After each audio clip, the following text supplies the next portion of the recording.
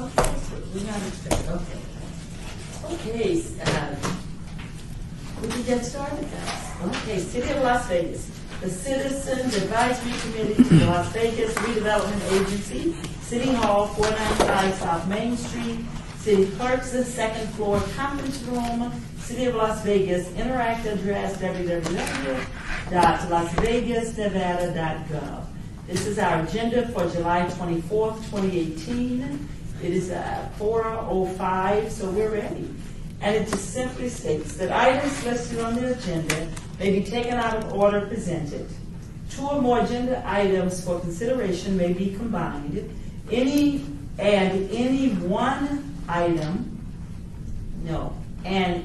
item on the agenda may be removed or related discussion may be delayed at any time. Backup material for this agenda may be obtained from Luann D. Holmes, City Clerk, at the City Clerk's office at 495 South Main Street, second floor, or on the city's website at www.lasvegasnevada.gov. We call the meeting to order at this time.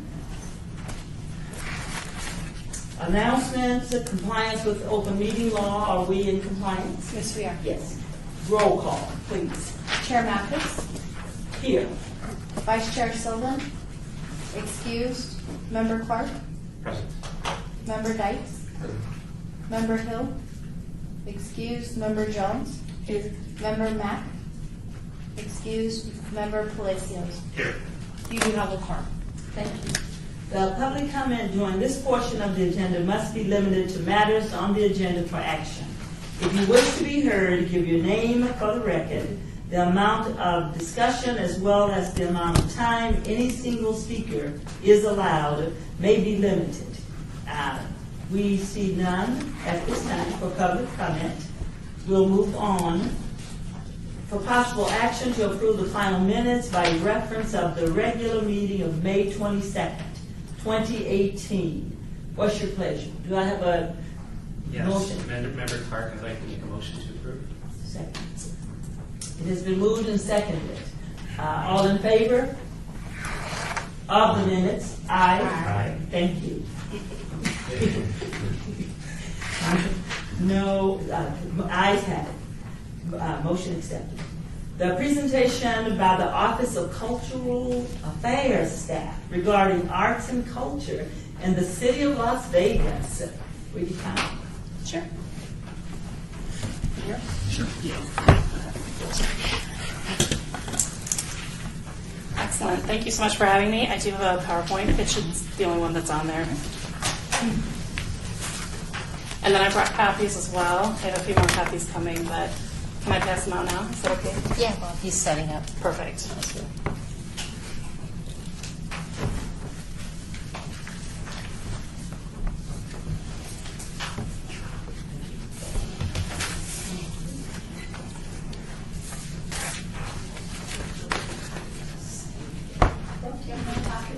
I sent more on the way. Any second now.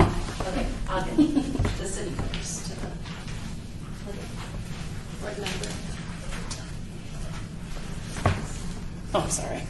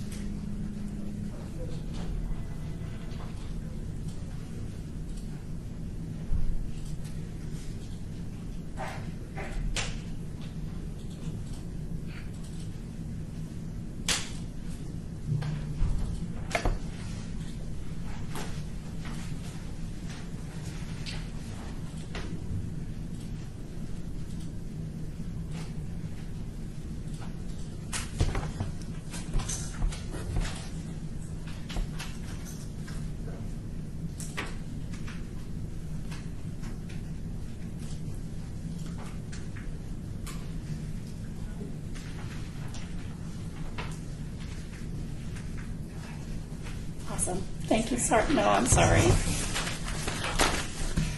Thank you. Awesome. Thank you. I was trying not to say anything while you were away from the keyboard. So thank you so much for having me. My name is Allie Haynes-Hamblin. I'm the Director of the Office of Cultural Affairs here for the city. And I really appreciate you giving me an opportunity to talk to you about the city's Department of Cultural Affairs and what we do for the city, as well as giving you an overview of arts and culture in Las Vegas proper. So our mission for the city, maybe I'm pushing the wrong one. Oh, there we go. Our mission for the Office of Cultural Affairs is twofold. The first half of our mission is to provide arts and culture experiences and education to all of our residents and visitors. We focus primarily on the residents, but we serve visitors as well, just from the nature of how many locations we have throughout the city. The second half of our mission really concentrates on providing professional development opportunities to artists in our community. There are a lot of artists in the Las Vegas community at lots of different levels of experience and professional expertise, and so we've made it a key part of our mission. Thank you so much. We've made it a key part of our mission to provide professional development support to those artists to help them take their work to the next level and really be able to pursue a career as a professional artist. Thank you so much. So many of you, if you've been to the Smith Center or even just driven around City Park, will have seen this beautiful sculpture at the west end of Symphony Park. This is a piece by Tim Babington, who's a local artist, and it really excites me to see an incredible work that's so vivid and so well celebrated by local artists right here in our community. So our cultural affairs programs are separated basically into 4 different disciplines. Our programs cover performing arts, visual and public art, arts education, and our production services crew. So I'll start with our performing arts programs. And just so I don't have to ever turn my back on you, I'll follow along with myself. Our performing arts programs are pretty robust. We have a guest artist program and a festival program where we bring in artists from around the country and, when we're really lucky, from around the world to perform in various venues here in Las Vegas. We also have a showmobile, so we don't even necessarily need a venue to present an artist. We can roll up our showmobile in the middle of a park, a parking lot, sometimes the street intersection, and put on a show. So this is, for me, one of the more exciting elements of our performing arts programs because we can get a lot of flash out of a really one-night engagement. We also produce the Las Vegas Book Festival, which is the single largest literary event in the state of Nevada each year. It's a collaboration between us, the Clark County Library District, and the Nevada Humanities Foundation. It's a really wonderful event, and it happens every year, third weekend in October. We also oversee the Rainbow Company Youth Theater Program. This is a children's theater program that focuses primarily on education. They also produce and present 5 full-length shows each year. We do 2 plays that are often based on popular children's literature, a full-length musical, and then we do a completely original show based on the history of the state of Nevada that is written, scored, lyrics written, and performed wholly by Rainbow Company theater staff. It's an original piece every year. And we tour that throughout the school district. We have a public presentation of that show, and then we spend the rest of the season touring it to the school district as it aligns with the 4th grade curriculum. And then at the end of the year, we do a showcase for the students who have been in our conservatory level education program called the Ensemble. That is a showcase that those students have also written, produced, and conceived entirely on their own. It's pretty exciting. And then I mentioned the showmobile already. We actually have 2 of these mobile stages that we can take throughout the city. We got brand new ones this year, so they're top of the line, beautiful showmobiles. We've had a lot of artists compliment us on them already, so I'm excited to get them out into the community and seen more often. We also present a series called the Downtown Cultural Series, which is a collaboration with the Lloyd D. George. Sorry, I can't say this person's name to save my life. The Lloyd D. George Courthouse. And Judge George himself is actually the co-sponsor of this series. He loves it. It's a lunchtime series on the 3rd Friday of each month between November and April. Judge George provides lunch for all the attendees, and we provide about an hour of entertainment, whether it's music, storytelling, a short piece of theater. And this is a series that's been going on for many years. We're really excited to continue it. Oops. Alrighty. So we also have a really great visual arts program. Our visual arts program oversees all of the city's galleries. One thing that you may have noticed coming to City Hall for these meetings is that there's a lot of artwork on all of the walls here. All of that artwork is managed by our visual arts program. Most of it is on loan to us from the artists. We have a loan program called Art 360 where we put out a call for artists to loan artwork for us to put up in City Hall. You'll notice that the pieces that are on loan have a white paper label next to them as you're traveling through City Hall. Any piece that has a silver engraved label next to it is actually a part of the city's permanent public art collection. So most of the city's public art collection can be viewed just walking through the halls of City Hall. We also have 2 galleries here in City Hall. The grand lobby, as you walk in the front doors, is what we consider our grand gallery. And then the second floor lobby, which is just on the other side of the second floor, is our chamber gallery, where we do smaller shows. And then we have 3 art centers out in the community that all have gallery spaces in them as well. So we change over those shows about 6 to 10 weeks, depending on the exhibition. And then we have a couple of other pop-up exhibitions, and we have a touring exhibition that has been touring since December of 2017 that is titled Hearts for Vegas. It's basically what we did with all of the notes and condolences and banners and artwork and materials that the city received from around the world, offering condolences and well wishes to the city of Las Vegas after the October 1st shooting. We organized it into what is essentially an art show, and now we're traveling that around the city. It's currently in Ward 4 at the Durango Hills YMCA, and next month it'll be moving to the Nevada Humanities Gallery right here in downtown. And that will continue touring until until August of 2019. Our goal is to get it into all 6 wards plus a couple extra community centers where we get a lot of folks traveling through. All in all, our visual arts program curates about 30 shows per season, which is the equivalent of the entire programming season for the Museum of Modern Art in New York City. We do it with 1.5 people. MoMA does it with like 40 people. So I think we're doing pretty great. Pardon me? Half a person. That's right. Well, part-time person, sorry. I'm still in budget mode, pardon me. One full-time, one part-time. Exactly. And then we also have a public art program. The City of Las Vegas' public art program celebrated their 30th anniversary last year. It was ratified into existence in 1987 and has been going strong ever since. To me, one of the hallmarks of a really wonderful arts and culture community is one where the city has made a commitment, a long-term commitment. And being able to celebrate the 30th anniversary of the public art program last year was really wonderful for me as a newbie. I just joined the Office of Cultural Affairs in January 2017. So I've been here now for 18 months, discovering everything that I can about the arts community. And being able to celebrate this milestone with the team was really awesome. So the city's public art program is overseen by the Las Vegas Arts Commission. It's an advisory body that's comprised of 12 individuals who are nominated by the City Council and the Mayor to serve in an advisory capacity to the Office of Cultural Affairs staff on matters pertaining to public art that's funded through our Percent for the Arts ordinance program. And the Percent for the Arts is a funding stream that comes from our capital improvement budget every year. It's 1% of the capital improvement budget that's in the general fund for the city. We have a number of projects that you may have recognized. Our AMP project is one of our most notable projects through the public art program, and that's the project that paints utility boxes out on street corners. So if you've seen a utility box that has a painting of a jukebox on it, or casino cherries, or pictures of Dr. Martin Luther King, those were likely commissioned through our public art program. And we continue to maintain those boxes as well. So we're always adding new boxes to the program, but we're also always going back and checking the old boxes and removing graffiti or touching up paint where needed. Every once in a great while, a car crashes into one, so we have to completely repaint it. But that's life in the city. So. And then we also have a new project that's going to be rolling out this fall called Contemporary Public Art. It's a project where we are installing temporary public art throughout the city. A lot of the city of Las Vegas's art is centralized and concentrated in the downtown core.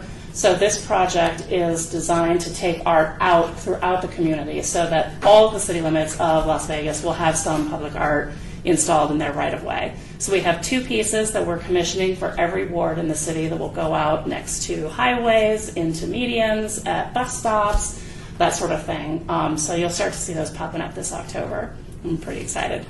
All of those pieces that we've commissioned are coming from local artists with one exception. We had one Arizona artist who made it through the evaluation panel. So I'm also pretty excited about having all of that local talent here. And then our arts education program. This is a huge focus for us this year. The City Council's strategic plan that they just ratified this past fiscal year, one of the components of that strategic plan that they've directed us to focus on is improving our arts education in the city. So as the Office of Cultural Affairs, we are turning a much greater focus to our arts education. We have a lot of wonderful programs where we offer classes and workshops and opportunities to take performances into the school, opportunities to invite the schools out to our art centers. One of our most successful programs is the Performing and Visual Arts Summer Camp at the West Las Vegas Arts Center. They're in their 22nd year this year. It's a collaboration with Clark County's Library District, and it's wildly successful. We sell out the camp every year. They do an incredible performance at the end of the camp season. It's an 8-week-long program, and this year they're doing their final performance at the Smith Center on August 2nd at 7 p.m. So if you got nothing else going on August 2nd, I highly encourage you to come check it out.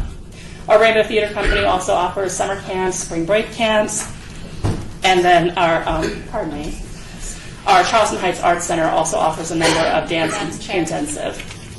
We don't have a quorum right now, so we have to go into recess. I'm sorry. Gives me a chance So to just go into recess. Yeah, you have to go into recess because we don't have a quorum. Sorry. So So, meeting in recess. we just recess until we get. Sunday. Yeah. Okay. What's that? Do you think there's enough time to stop the recording? I can link the recording going. I can check on her. Okay. Okay. Try not to disrupt with my cough. Now we can resume. Yes. We'll resume. Awesome. Thank you so much.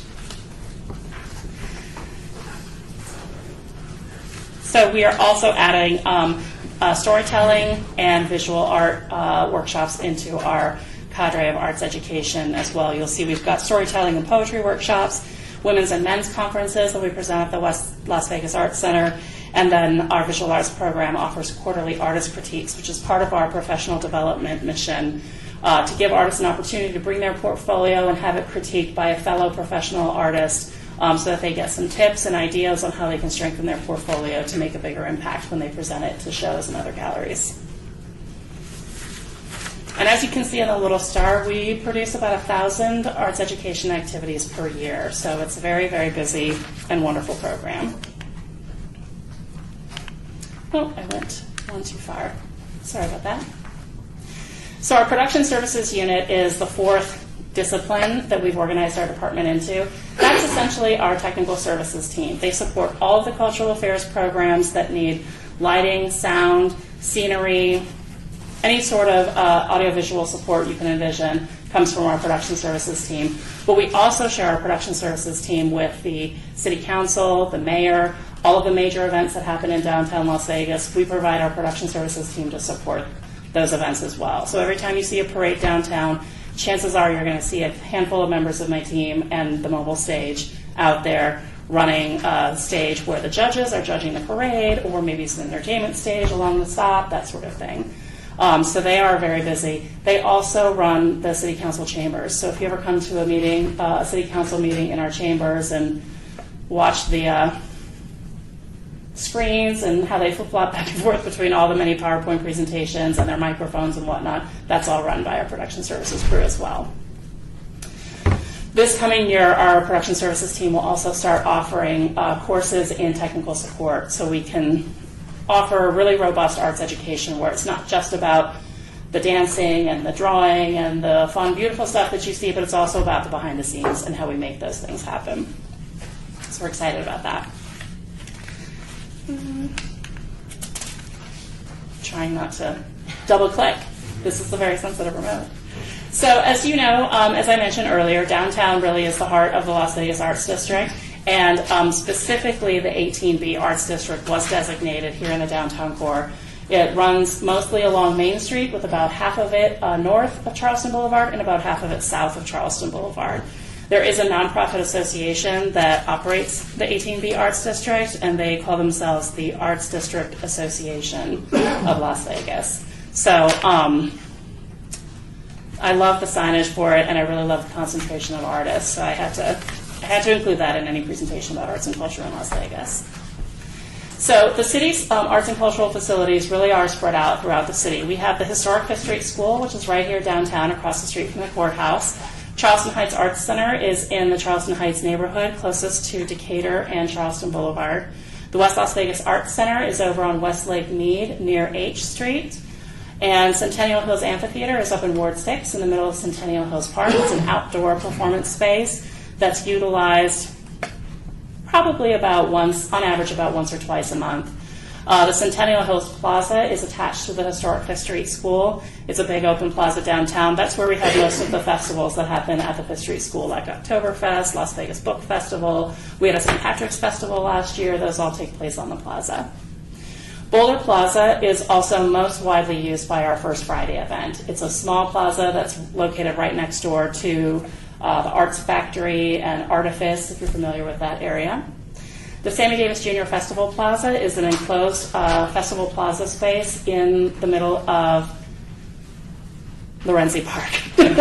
Just went out of my head. Right in the middle of Lorenzi Park. The great thing about the Sammy Davis Jr. Festival Plaza is that I think it's one of those really undiscovered gems that we have here in Las Vegas. It has the most exquisite floor on that stage. So we're talking to a lot of dance companies that want to come in and perform in Las Vegas, and they haven't found a great venue. I'm really pushing them towards this venue because I think there's nothing more beautiful than watching exquisite dance in the outdoors with our beautiful weather and being able to give the dancers such a perfect floor. It's sprung wood, it's very healthy for them, and it's just a beautiful setting. So keep your eyes open for a lot more awesome stuff happening at Sammy Davis Festival Plaza. And then, as I mentioned, we have our 2 mobile stages that we affectionately refer to as our showmobiles. I mentioned that we have galleries here in City Hall. The 2 publicly available galleries are right there in the grand lobby, as well as on the second floor here, the Chamber Gallery. Our visual arts program also provides programming on the 7th floor where the mayor and the city council's offices are. She curates all of the art that's outside of their offices, as well as outside the conference room on the 7th floor. We also have a public art gallery that's just on the exterior of City Hall. It's called Windows on First. So if you've ever noticed when you leave City Hall along First Street, there's sort of like display windows on the side of City Hall, and there's the different art in there every 6 months. That's part of our public art program, and we change that out twice a year. We have a gallery at the Historic Fifth Street School, known as the Mayor's Gallery, also galleries at Charleston Heights Arts Center and the West Las Vegas Arts Gallery. And the Aerial Gallery is an outdoor gallery of art where we ask artists to submit examples of their art that we can reprint on banners and hang from street poles all along First Street, starting from Bridger all the way down to Gas, I believe. So it's quite a few blocks, and it's really a beautiful, when the weather's not 8 million degrees, it's a really beautiful way to enjoy a walk downtown. So the Office of Cultural Affairs produces many festivals and annual events every year. Almost all of these events are done in partnership with other organizations in the community. We work with the Clark County Library District a lot. We work with the Nevada Humanities a lot because our missions align very beautifully. But we also work with local nonprofit arts organizations and nonprofit social service organizations. We have, for instance, the Japanese Spring Festival is a festival that we produce with the Las Vegas Kizuna Japanese Society. And their mission is really to spread the culture of Japan throughout the city. So that's a really wonderful event that we've been doing with them for several years. We also present the Las Vegas Bluegrass Festival with our Parks and Rec Department and the Southern Nevada Bluegrass Society. So we're really proud of all of these events, and really none of them would be possible if we didn't have great partners in the community as well. As I mentioned, our Percent for the Arts program is funded through capital improvement budgets. So this is an example, I think, of a capital improvement project in process. soon to have beautiful art adorning either the right-of-way out front of it or in the immediate vicinity. And just a little bit more detail about the City of Las Vegas's Art Commission. As I mentioned, it was ratified in 1987, and it's a 12-member body. They oversee the projects that we fund through the Percent for the Arts ordinance. And so far, our Las Vegas Arts Commission has been responsible for commissioning over 40 pieces of permanent public art for the city, which is really extraordinary considering that that's happened in 30 years, and your average public art installation takes 2.5 to 3 years to come to fruition. So they've been busy, luckily for us. Another great thing that's not widely known, and I'm trying to spread the word as far and wide as I possibly can, is that the City Hall building that we're in right now is actually wrapped in a public art installation.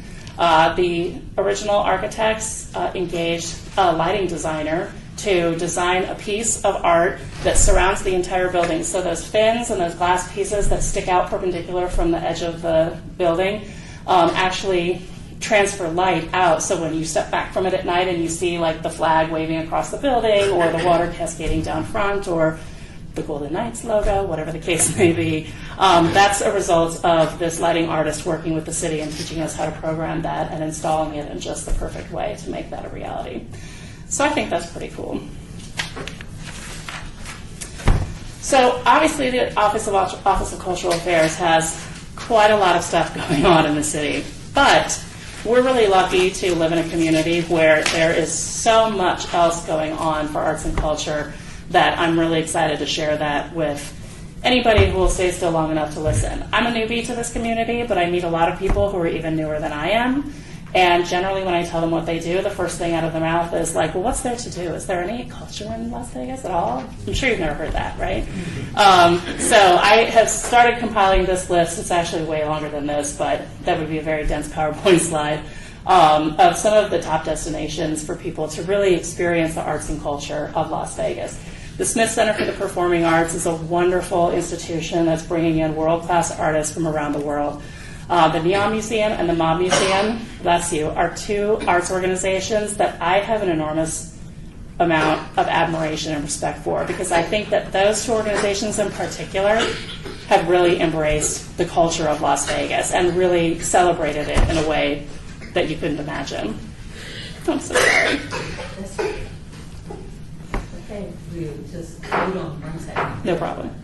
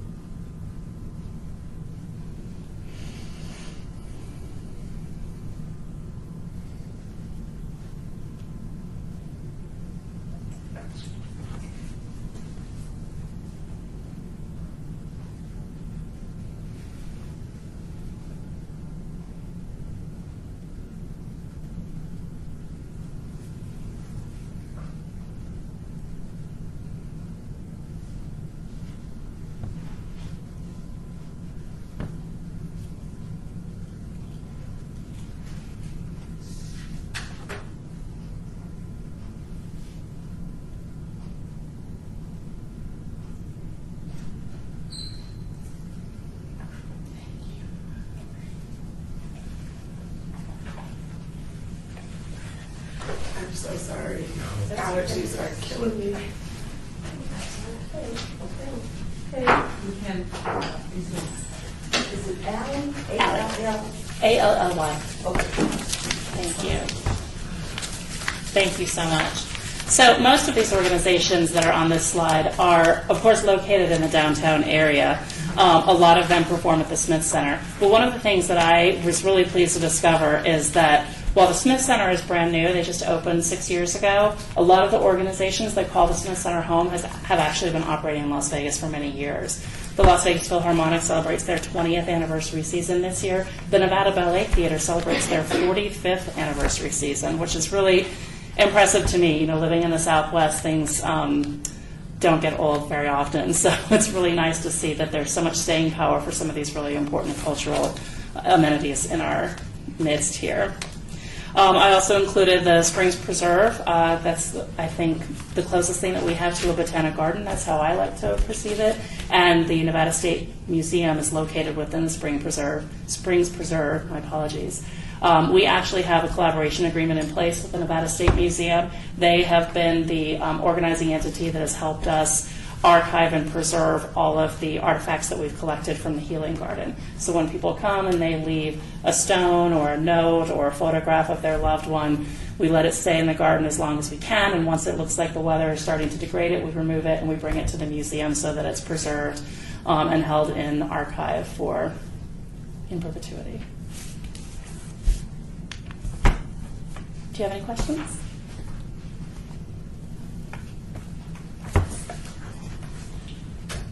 Craig Palacios member.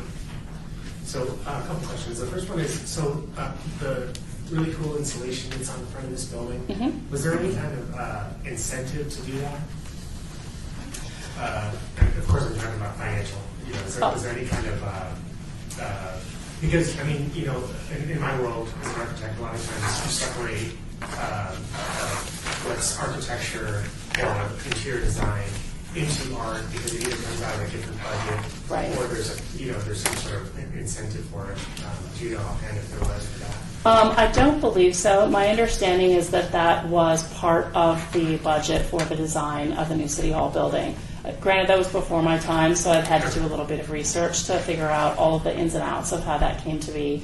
But I have heard that at the time when the building was designed and while it was being mostly constructed, the mayor at the time, Oscar Goodman, had a major commitment to public art and pushed heavily for a pretty significant budget towards public art for the brand new City Hall. Cool. Okay. And the second question is, are you involved in the whole enchilada project? Yeah, we are involved a little bit in it. There's a couple of public art projects that have been proposed by some private entities. And so I've been working with the person who's sort of spearheading the Project Enchilada, our city attorney, Brad Jervik, to kind of be the go-between and figure out how we can make sure that those public art pieces are incorporated seamlessly into Project Enchilada and that they don't clash with each other. Excellent. Glad to hear it. Yeah, thank you. Chair Mathis, how is all of this, how does it get to everybody? You know, how is it? Do you mean how do we promote it, or how do we deliver our programs? Just communicated to the public, Mm-hmm. other than the Smith Center. You know, Right. We know of the Smith Center, West Las Vegas, like that. Right. But all of the other, so much It is. good stuff. It is. There's a lot of really great stuff happening in Las Vegas, and I will say that I think that's one of the challenges that face the arts community here, because there's so much wonderful art happening in Las Vegas, but there's also so much everything else happening in Las Vegas. So it's hard to break through the noise of, you know, all the neon lights and all the flashy glitz and glamour that come with the Strip and with the fancy shows that happen in the casinos. We have found actually that online media has been one of our best and most successful methods of getting the word out, because that's a way that we can really, in this digital day and age, you can target the audience that exhibits the behaviors that you specifically want to reach. So it's a lot easier to reach people through Facebook, through Twitter, through behavior-targeted email, and I can't remember exactly what the term is, but basically, like, if somebody searches for something online, the digital world keeps track of that, and then, you know, we could pay a little money and say, well, I want this message to go to everybody who searched for theater tickets or dance shows or anything over the past year. And now, everybody leaves a footprint where they go, so the digital world is able to help us really cut through a lot of that and get straight to the consumer that we want to appeal to. The challenge with that is that we're really getting just to the people that we know are already fans of the arts. So one of the things that I have been trying to champion since I got here is for us to produce more and more festivals and for us to partner with more community organizations to do more festivals, spread the word about them. I think the more partners we bring into an event, the wider reach we have with our message. And festivals are a really, really great way to get your average Joe in the community to come and try something out because there's a very low commitment.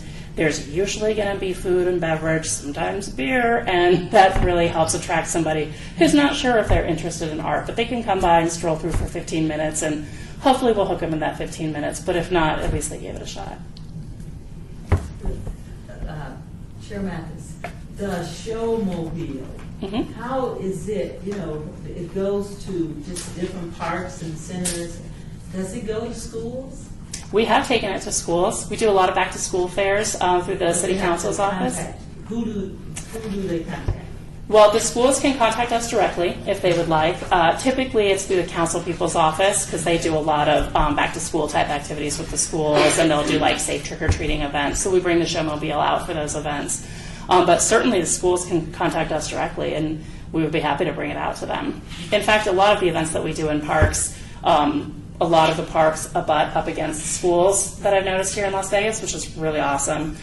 So we have started building relationships with some of those schools already because we'll use their parking lot for the showmobile and in exchange, give them a little sneak preview of a free performance. Yeah. For a fee? Is there a fee? Generally, there's not. If they want to rent the showmobile outright, there is a small fee for that. But if they just want us to think of them next time we're planning something out in the park, we absolutely keep that in mind and we'll bring it out to them. And they can just contact the www. Yep. There's a contact us form on there as well. 229 Arts also rings right here in our office in City Hall, so they can reach us really easily that way as well. This is interesting and great. Thank you. Thank you very much. For the city of Las Vegas. So thank you. Thank you for coming. Any other questions?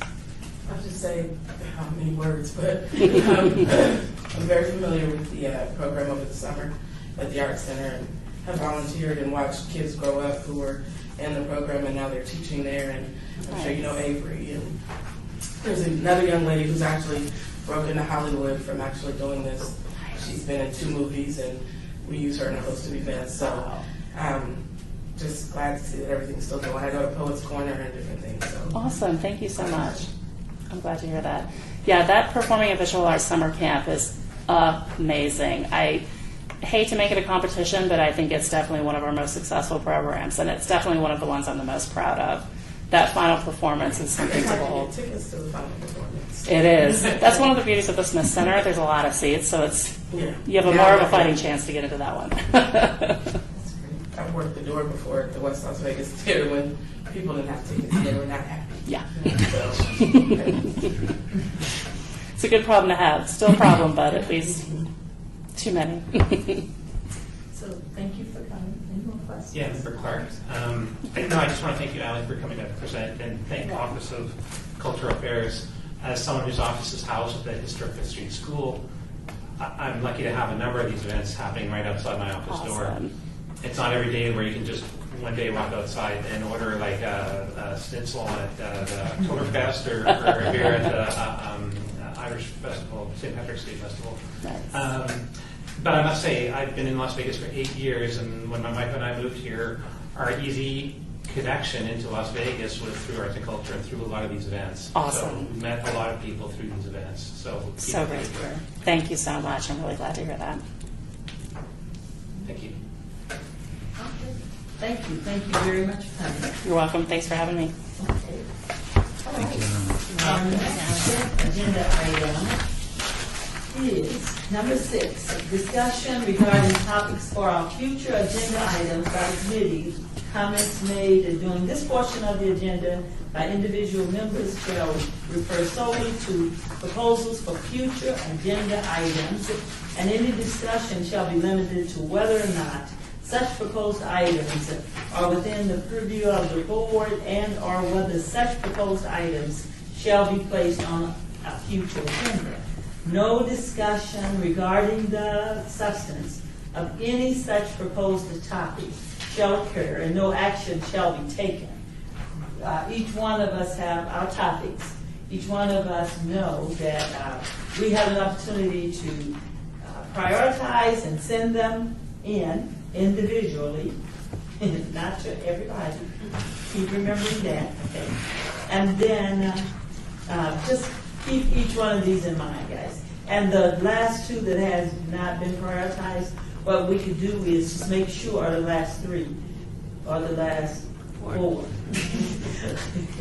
Then just make sure if you prioritize or if you would like to prioritize, do so and just send them, just email them, okay? Okay, not to everybody, just all right? Okay, the next one, citizens participation. Public comment during this portion of the agenda must be limited to matters within the jurisdiction of the board. No subject may be acted upon by the board unless that subject is on the agenda and is scheduled for action. If you wish to be heard, give your name for the record. The amount of discussion on any single subject, as well as the amount of time any single speaker is allowed, may be limited. At this point, we have no public comments. Right? Okay. So at this time, we will adjourn. Thank you for coming.